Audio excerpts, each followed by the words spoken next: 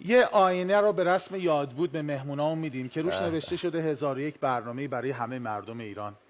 اما تفاوتش یه QR کده که این پایین داره، یه صدایی روش ضبط شده که این صدا رو شما هر موقعی که دلتون بخواد با موبایلتون میتونین باز کنین گوش کنین.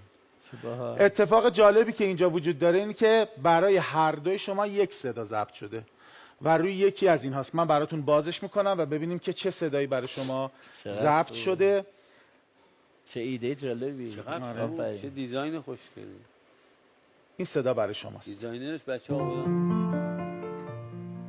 نصرالله رادش، عزیز دلم، دوست خوبم، همشهری گلم، امیدوارم هر جا هستی موفق باشی. یوسف جان، دوست قدیمی من، امیدوارم هر جا هستی شاد و خرم باشی. یوسف عزیز، رادش جان، سلام عرض میکنم.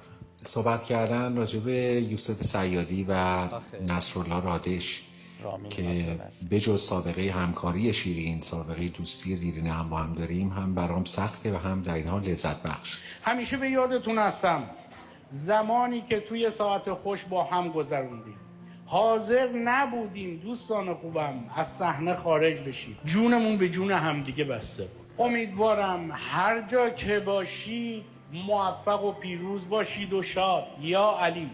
نادر سلیمانی. امید دارم که موقعیتی پیش بیاد که بتونیم باز هر سمون در کنار هم و یا حتی شاید با حضور تعداد بیشتری از دوستانمون، از اونهایی که فعالیت حرفه‌ایمون رو با هم شروع کردیم، در آینده بتونیم کار جدیدی بسازیم و هم لذت حضور همدیگه و معاشرت با همدیگه رو بتونیم باز تجدید کنیم. پاینده باشید. براتون سال بسیار درخشان و درجه یکی رو آرزو میکنم و دوستتون دارم.